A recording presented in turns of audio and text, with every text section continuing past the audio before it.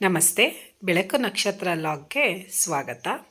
ಇವತ್ತು ಬೆಳಿಗ್ಗೆನೇ ಇದ್ದು ರಂಗೋಲೆ ಬಿಡಿಸಿ ನಂತರ ಅಲ್ಲೇ ಪಕ್ಕದಲ್ಲಿರೋ ಪಾಟಲ್ಲಿ ಅಲೋವೆರಾ ಗಿಡ ಹೂವು ಬಿಟ್ಟಿತ್ತು. ಚೆನ್ನಾಗಿ ಕಾಣಿಸ್ತಾ ಇತ್ತು.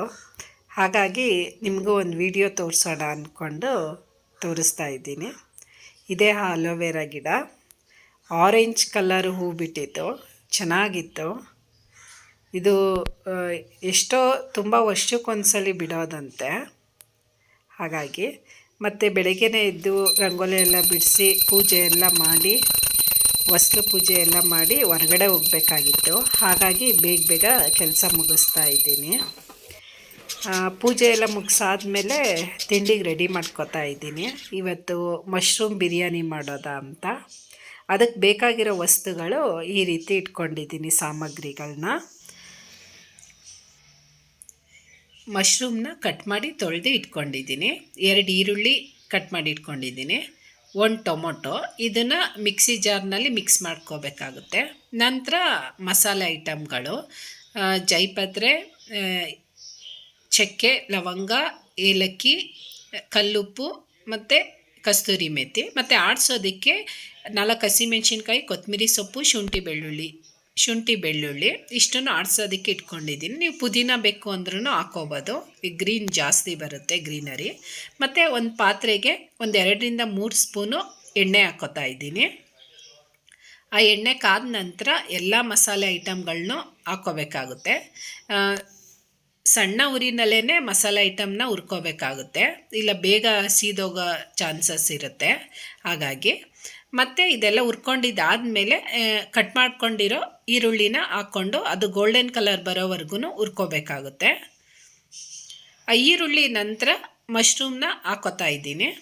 ಆ ಮಶ್ರೂಮ್ನೂ ನೀಟಾಗಿ ಹುರ್ಕೋಬೇಕಾಗುತ್ತೆ. ಇದಂತೂ ಸೊಪ್ಪು ಥರ ಬೆಂದೋಗ್ಬಿಡುತ್ತೆ. ಮತ್ತು ಸ್ವಲ್ಪ ಉಪ್ಪು ಹಾಕೋತಾ ಇದ್ದೀನಿ. ಮತ್ತು ಆಡಿಸಿಟ್ಕೊಂಡಿರೋ ಹಸಿಮೆಣ್ಸಿನ್ಕಾಯಿ, ಕೊತ್ತಂಬರಿ ಸೊಪ್ಪು, ಶುಂಠಿ ಬೆಳ್ಳುಳ್ಳಿ ಇಷ್ಟು ಆಡಿಸಿಟ್ಕೊಂಡಿರೋದನ್ನ ಮಸಾಲೆ ಹಾಕ್ಕೊಂಡು ಹುರ್ಕೋತಾ ಇದ್ದೀನಿ. ಮತ್ತು ಟೊಮೊಟೊ ಆಡಿಸಿಟ್ಕೊಂಡಿದ್ನಲ್ಲ ಅದನ್ನು ಹಾಕ್ಕೊಂಡು ಹುರ್ಕೋಬೇಕಾಗುತ್ತೆ. ಸ್ವಲ್ಪ ಅರಿಶಿನ ಪೌಡರು ಮತ್ತು ಸ್ವಲ್ಪ ಗರಂ ಮಸಾಲ ಮತ್ತು 1 ಕಪ್ಪು ಅಕ್ಕಿಗೆ 2 ಕಪ್ ನೀರು ತೊಗೊಂಡಿದ್ದೀನಿ ನಾನು.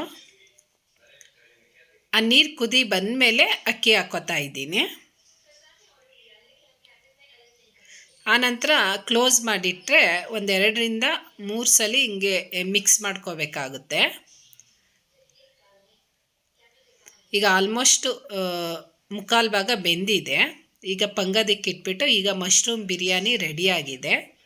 ಅದ್ರ ಕಾಂಬಿನೇಷನ್ ಆಗಿ ಮೊಸರು ಚಟ್ನಿ ತೊಗೊಂಡಿದ್ದೀನಿ. ಈಗ ತಿಂಡಿ ಎಲ್ಲ ತಿಂದು ಮುಗಿಸಿ ನಂತರ ಹೊರಗಡೆ ಹೋಗಬೇಕಾಗಿತ್ತು ದೇವಸ್ಥಾನಕ್ಕೆ. ಅಲ್ಲಿ ಹೊರಟ್ವಿ. ಇದು ಶ್ರೀರಂಗಪಟ್ಟಣದಿಂದ ಒಂದು 13-14 ಕಿಲೋಮೀಟರ್ ಆಗುತ್ತೆ. ಸಿಹಳ್ಳಿ ಅನ್ನೋ ಹಳ್ಳಿನಲ್ಲಿ ಹೋಗ್ತಾ ಇರೋದು. ಅಲ್ಲಿ ಹುಚ್ಚಮ್ಮ ಅನ್ನೋ ದೇವ್ರಿರೋದು. ಆ ದೇವಸ್ಥಾನಕ್ಕೆ ಹೋಗ್ತಾ ಇದ್ದೀವಿ. ಸಿಹಳ್ಳಿ ಅಂದ್ರೇ ಎಲ್ರಿಗೂ ಗೊತ್ತಾಗ್ಬಿಡುತ್ತೆ, ಸಿಹಳ್ಳಿ ಹುಚ್ಚಮ್ಮ ಅಂತ. ಈಗ ದೇವಸ್ಥಾನಕ್ಕೆ ಹೊರಟ್ವಿ ನಾವು.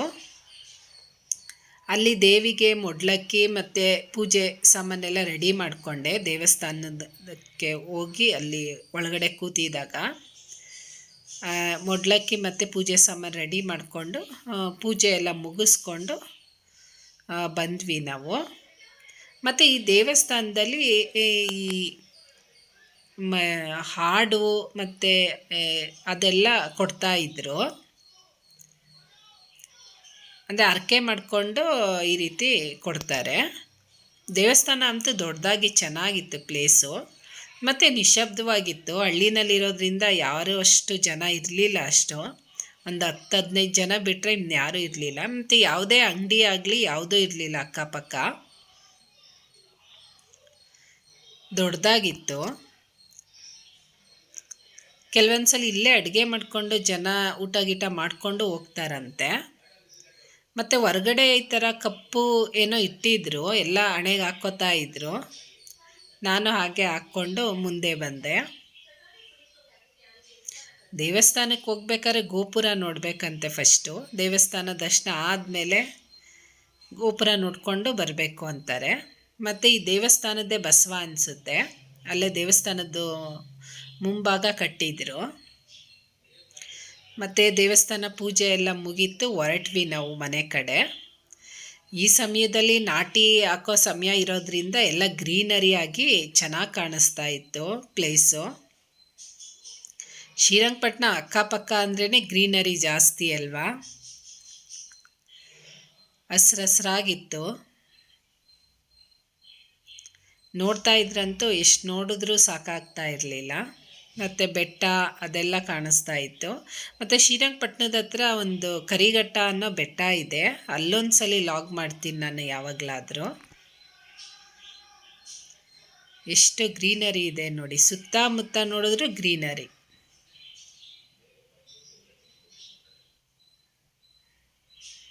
ಆಗ್ತಾನೆ ಭತ್ತ ಹಾಕಿರೋದು.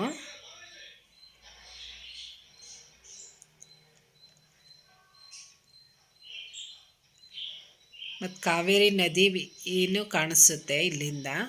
ಈ ವಿಡಿಯೋದಲ್ಲಿ ಕಾಣಿಸ್ತಾ ಇದೆಯೋ ಏನೋ ಗೊತ್ತಿಲ್ಲ.